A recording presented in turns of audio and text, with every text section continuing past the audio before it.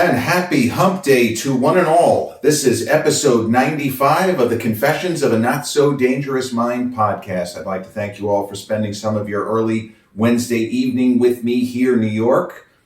If you're checking out episode 95 on the YouTube channel, are enjoying the content, haven't done so already, click like, subscribe, comment, turn on those notifications. Or if you're catching up with episode 95 on the audio platforms such as Spotify or iTunes, same general rule applies. Click like, subscribe, turn on those notifications.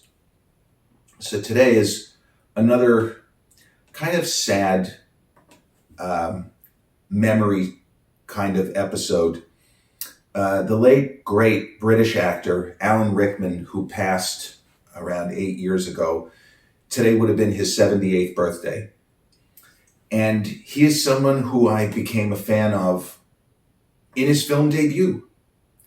Something that you don't really see very much of is that a person who, in his case, had been a TV performer and certainly experienced in the theater, and just as if shot out of a cannon, almost miraculously shows up as Hans Gruber in the original Die Hard, which nobody knew was going to end up becoming a franchise.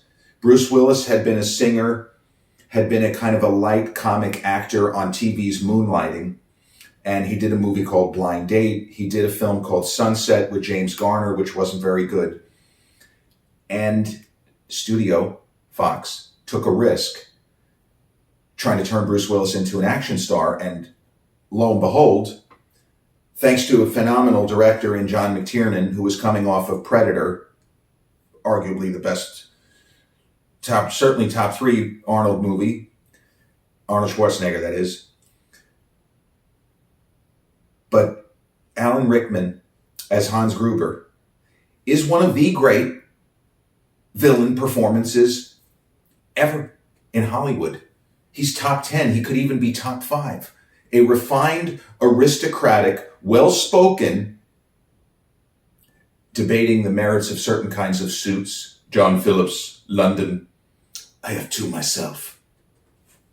But lethal, diabolical, lethal, and despite wearing very expensive clothing, he's not afraid to get a little blood on his suit if people don't do what he wants them to do when he wants them to do it. What the younger generation knows him for to a far greater extent, because Die Hard is, after all, a movie that is now more than 35 years old, and he doesn't appear, spoiler alert, he doesn't appear in any of the sequels. Hans Gruber is in the first movie. He is referenced heavily in the third movie, which was 7 years later, 1995, Die Hard with a Vengeance, which I think is a very good movie. Not as good as the first one, on par with the second, which I think is also terrific. Die Hard with a Vengeance, we meet a character named Simon, played by another phenomenal British actor, in the case of this gentleman, Jeremy Irons, an Oscar winner, plays a mad bomber named Simon who is just detonating shit all over New York City, and you're wondering why he's doing it. Well, he's planning a robbery. People think he's a terrorist. He's not. He's just a thief. He's an exceptional thief. Simon in Die Hard with a Vengeance is Gruber. He is Hans Gruber's brother. And that was a tie-in which I absolutely loved and wasn't expecting when I saw the movie. But beside the point, Alan Rickman, among many boomers, many Gen Xers, many millennials, and Gen Z, he will always be Severus Snape in the Harry Potter series. There are certain actors and actresses that are so talented that when they get a certain role, we say, no one else could have played this role half as good. They were made for this role. Christopher Reeve in the Superman films of the 70s and 80s.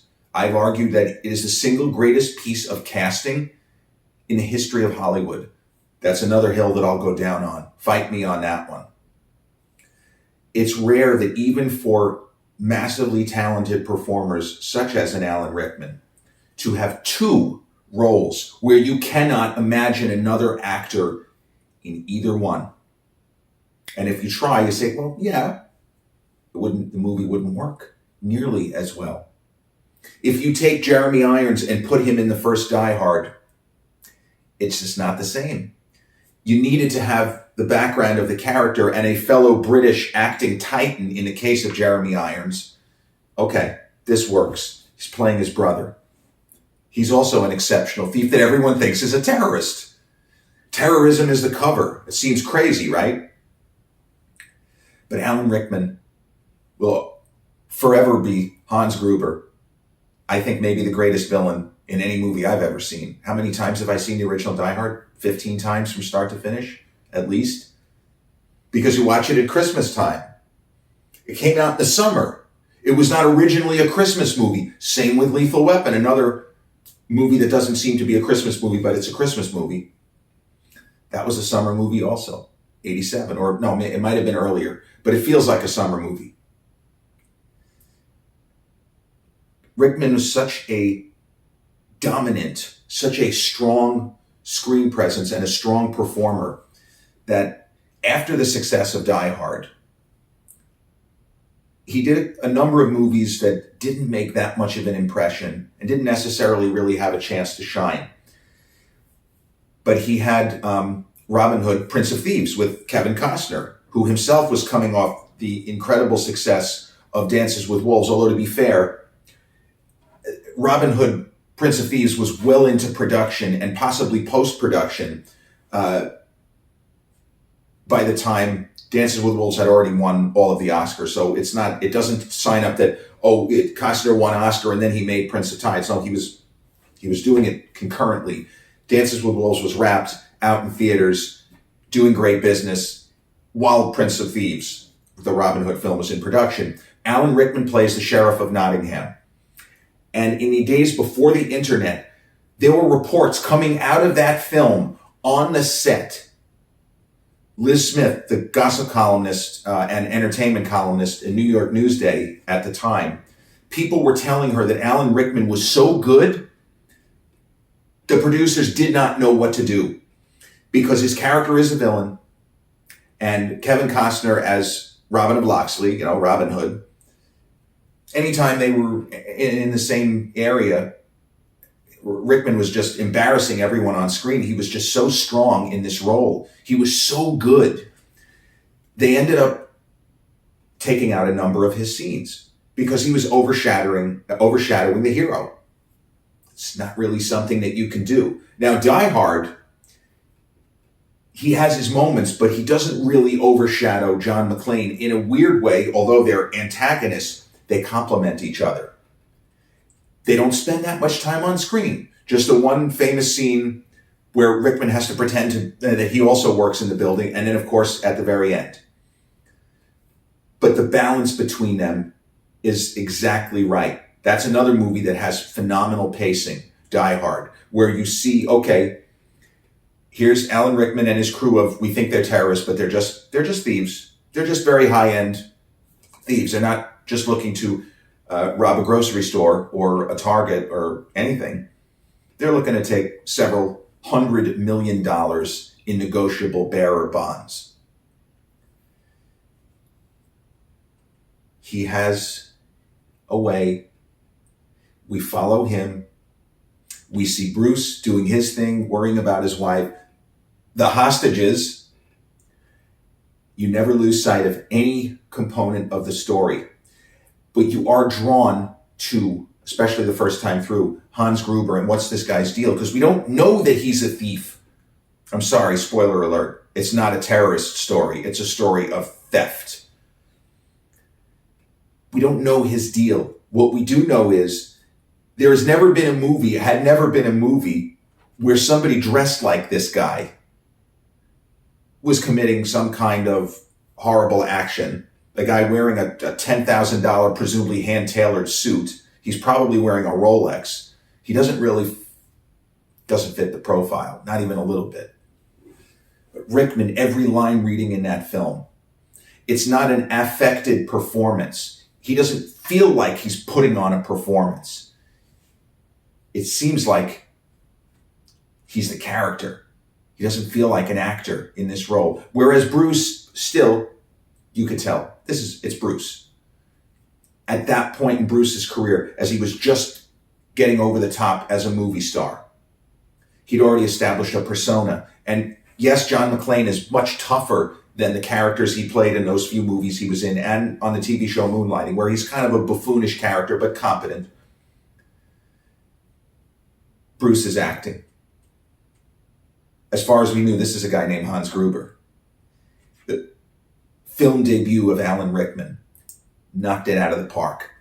And it is unfortunate that so often in Hollywood, really great villainous performances don't get rewarded by Oscar. Now, I don't know who offhand was nominated for Best Supporting Actor for films released in 1988. Hell, I was pissed off the following year that Jack Nicholson didn't get a supporting actor nod for Batman. Because Jack Nicholson, I love Michael Keaton, and I love his interpretation of Batman. I enjoyed him in The Flash, highlight of the movie. Jack Nicholson makes that movie. Jack Nicholson in Batman, for people who only know Jack, oh, that's that really old guy who goes to Laker games. You see him every now and then. Nicholson is electric in Batman. Electric. Alan Rickman is that in Die Hard. Academy didn't bestow a Best Supporting Actor nomination on him. History will tell us, well, that's fucking stupid. His performance was a big reason why the film was such a success. Now, when you move ahead to, as I say, Robin Hood, Prince of Thieves was also an enormous box office success. You know, a movie making $150 million now is a lot of money. But making between 150 and 200 million in 1991, whatever the exact tally for Robin Hood, Prince of Thieves, you do the math, you say, it was a huge box office hit. That was the summer of Titanic, the summer of Terminator 2. Because his performance was truncated, they had to edit him out because of his dominance. And the way the audience was kind of rooting for him, that was the other thing that was unexpected. That as dastardly as he was, Rickman was so strong, the audience kind of wasn't rooting for Kevin and Robin of Locksley. You know, I love Costner, but it's not his most charismatic star performance. He's been better in a lot of other movies. That movie, in a sense, succeeds more because of the people around Kevin Costner, in my opinion, as opposed to him. Whereas a movie such as No Way Out from the 80s succeeds because of him. Even more so than the magnificent Gene Hackman. Rickman made a number of really interesting movies after Die Hard and then even after Robin Hood, Prince of Thieves. He did a film not long after Ghost called Truly, Madly, Deeply, which many people, it doesn't matter now, but a lot of people said it's better than Ghost because it does the same kind of story, the life in the afterlife and love in the afterlife and that kind of thing. It does it in a more humane, more rational and realistic way than Ghost. I happen to love Ghost. I love Patrick Swayze. Demi Moore, great. Tony Goldwyn. That movie, I think, is terrific. Whoopi Goldberg won an Oscar. But Rickman made a lot of those kinds of under the radar where he wasn't taking flashy roles in big studio films after Die Hard until, obviously, Robin Hood. But he worked steadily through the 90s.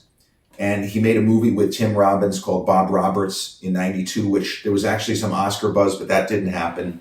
He worked with Hugh Grant twice, back to back. And a movie of his, meaning Alan Rickman, that got enormous acclaim that I never sparked to was Sense and Sensibility, 1995. And it was a very young Kate Winslet and Emma Thompson. It's an adaptation of, was it Jane Austen's novel? Famous literary property. I just don't think the movie is good. He plays one of the suitors. You had Hugh Grant and Alan Rickman were both the kind of persistent suitors of Kate Winslet and Emma Thompson. The movie is just okay. And for a number of people, it hit the masterpiece button. I don't know what movie they saw. There were people that thought it was actually going to win Best Picture in the year of Braveheart, the year of Toy Story, the year of Nixon, the year of Leaving Las Vegas, the year of Apollo 13. Come on. But I remember there was a lot of buzz, Sense and Sensibility is going to walk away with Best Picture. As flawed as Braveheart is, I believe if Apollo 13 wasn't going to win it, because that would have been my pick, Braveheart. Phenomenal film, brilliantly directed. Say what you will about Mel Gibson. He's crazy, he's horrible. His talent has never been in question, and his direction of that film is really something. He took the best of like Spartacus and the way that you could shoot historical epic action scenes, whether it's Ben-Hur or, as I say, Spartacus, which he talked about, Mel that is, and talked about Kubrick and his influence. Sense and Sensibility is just, it's okay. Now he did something really interesting the following year, and this was a higher profile film, another historical movie he did with Liam Neeson called Michael Collins, and that was directed by Neil Jordan, who had done famously The Crying Game, and I believe he won an Oscar for the screenplay of The Crying Game. Neil Jordan, super talented writer, director, really, really top-end guy. No joke. He is great and has had an incredible career. Michael Collins was a movie that got enormous buzz for the actors. There was some talk, maybe Liam, Julia Roberts is in it. It's a sort of a surprise type role. Aidan Quinn, another actor I really adore, also in the cast. And Alan Rickman plays the true life historical figure, Eamon de Valera. I don't like his performance in that film. It's the only Alan Rickman movie where I can say I do not like what he does with the character. And maybe he was limited. It's the only film of his where I say, didn't think Rickman was good here. He was miscast, is what I'm saying. Because Rickman would always be good. But that part was so constricting, it felt like his character was being choked, that he really couldn't do anything other than recite his lines, and that pissed me off. Because I always felt that Michael Collins could have been a great film. He just didn't focus on the stuff that I thought they should have. So, not long after that, he made Galaxy Quest, which is another kind of cult film. It's a little bit like if you took the actors from Star Trek and somehow transported them into a real-life space battle. He plays an actor on a TV show, and it's ostensibly Tim Allen's movie. Rickman owns this film. And there are a lot of young people that maybe don't know Galaxy Quest. Check it out. It's really good. It's funny, and it's believable in the kind of cult of the Star Trek conventions, Star Wars conventions, Comic-Con, that's 25 years old now, but it gets a lot of stuff exactly right about fan service, all of these things. It's another performance where you say, Rickman's the only guy that could have done this and pulled it off and made it believable. Because, he delivers his lines in his typical kind of arch and dry manner that he's famous for, but it's like he's having fun and he's just ever so slightly letting the audience in on the joke. And that's how I always took it. Whereas Tim Allen plays the material very broadly and in a straightforward manner. Don't love Tim Allen's performance in that film. Great movie. And Sigourney is awesome. But to me, it's Alan Rickman's show. And he brings it. So obviously that takes us to the Harry Potter series. And the way that sometimes an actor, as he was in a sense, born to play Hans Gruber. Despite that being his first movie, he must have had one hell of an audition. He must have absolutely obliterated his audition. But it was not automatic to cast him as Severus Snape, because when you look at some of the other top-end British actors who appeared in that series, and people from across the pond, it could be Australian. They could have gone with a younger Hugh Jackman. They could have gone with Gary Oldman. Remember, Gary Oldman often played villains and antagonistic characters. And they ended up using Oldman for Sirius Black. And I don't mean to say that Gary Oldman was considered for Snape. I'm saying based on what we understand of the way these things work and the fact that Oldman had played so many heavies, and Severus Snape, we think, is a heavy, but he's more of an anti-hero, and you could argue is the true hero of the Harry Potter series. Casting is magnificent. And almost every line reading that Alan Rickman has through 8 films. Because there are certain, as we know, for those of you who are familiar with the movies, in certain movies, Snape is more sympathetic than in other movies. I want to say that it was Harry Potter and the Sorcerer's Stone, where Professor Quirrell turns out to be the bad guy, spoiler alert, and Snape more or less visibly, not behind the scenes, but visibly saves Harry. But Rickman, every line reading, as the professor of the dark arts, every line reading, there seems to be more going on. His recitation of the dialogue, and I give all the credit in the world to each filmmaker, because remember, every filmmaker has a different speed that they want to shoot scenes at, that each page of script is going to take a different amount of time. You started with Chris Columbus, you had Alfonso Cuarón, and a bunch of other very talented filmmakers throughout the Harry Potter series. And none of them tried to get Alan Rickman to deliver his lines in any way other than how he started in the first film, and that got they're like, holy shit, he's fucking incredible. But even the way that he says, turn to page 394, it feels like there's more going on than him just telling us to turn our pages to 394. The genius of Rickman and his performance, and he talked about this, and he was the sort of personality who was self-deprecating and didn't want to take himself too seriously, as much as he played a very serious character in Hans Gruber, in Severus Snape, in the Sheriff of Nottingham. He was someone who loved to laugh. But he did say that the one thing that he kept in mind, he was always thinking, even in the early movies, and it took quite some time to make the films, you're talking about 10 years of his life, his cinematic life, where an enormous part of it was playing this character in all of these movies, all 8 Harry Potter movies. I think it's 8, could be 9. I'm not 100% sure on that. It's either 8 or 9. I want to say my instinct said 8, but it could be 9. But he just kept telling himself, this guy's not the villain.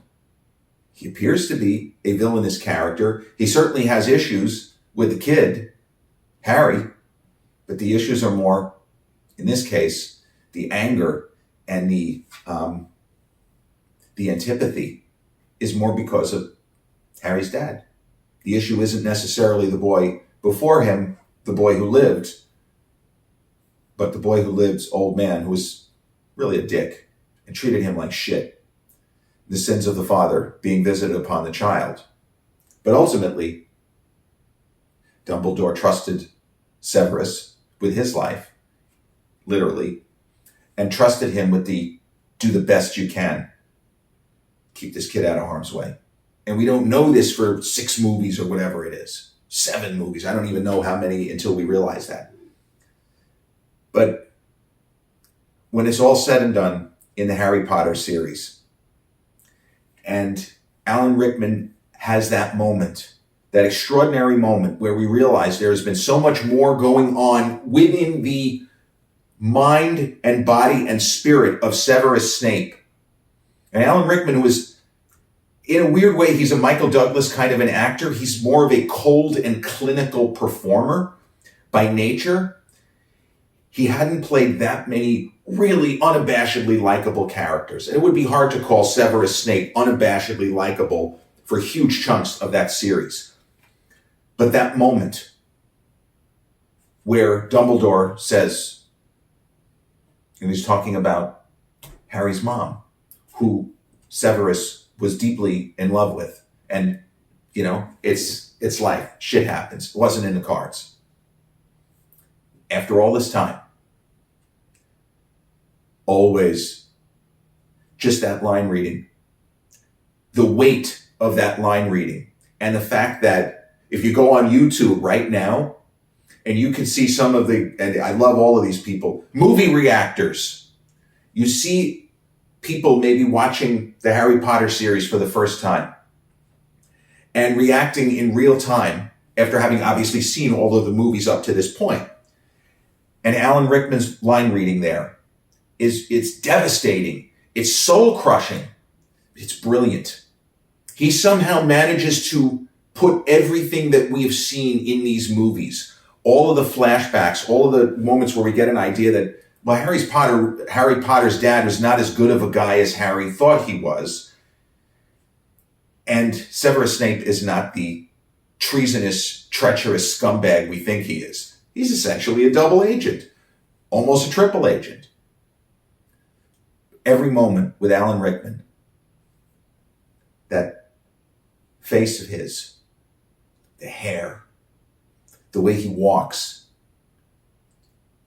Jeremy Irons theoretically could have played Hans Gruber in the first Die Hard. Wouldn't have been as good.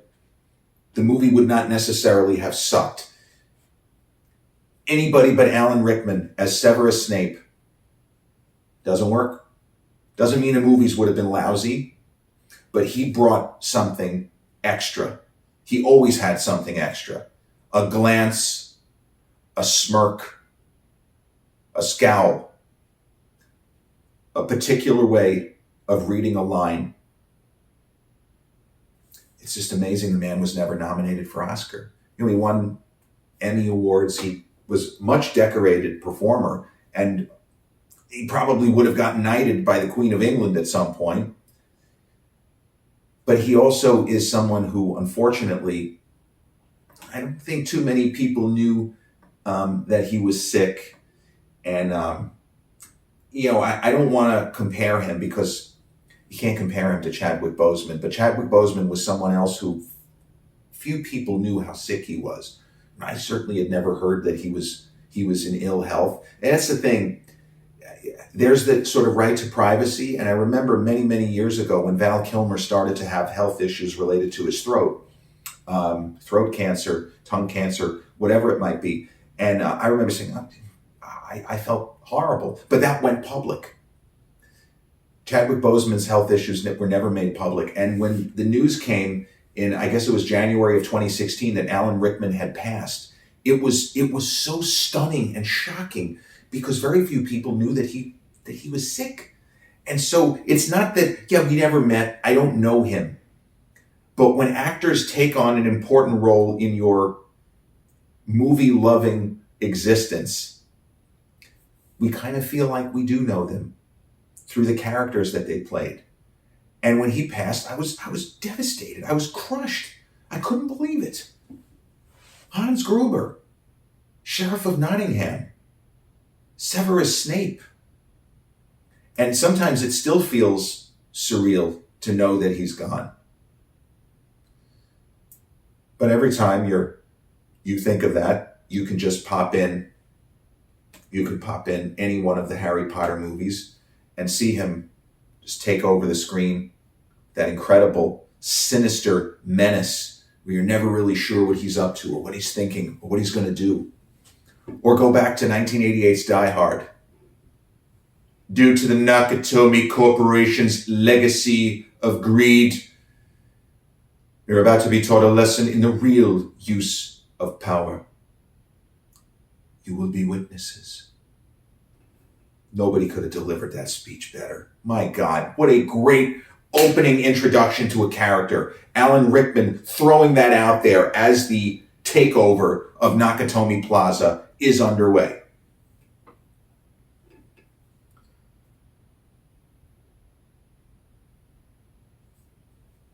I just wish he were still with us. I wish that he had had more time to do what he loved, which was acting, but also laughing. He was known as a little bit of a practical joker, but in a very gentle way, not in a sort of treacherous, used to hear stories about like really serious practical jokes. No.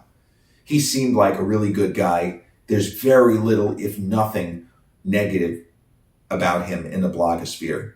He seemed to be exactly what he was, hardworking, brilliant, and a mensch, if I may use that word on here. With that, we've reached the end of episode 95 of the Confessions of a Not So Dangerous Mind podcast. Happy 78th in memoriam to Alan Rickman. If you've checked out this episode on the YouTube channel and haven't done so already, don't forget to click like, subscribe, turn on the notifications, comment, or if you're catching up with this episode on the audio platforms such as Spotify, iTunes, Amazon Music, or iHeartRadio, click like, subscribe, turn on those notifications. I'll be back real soon with episode 96.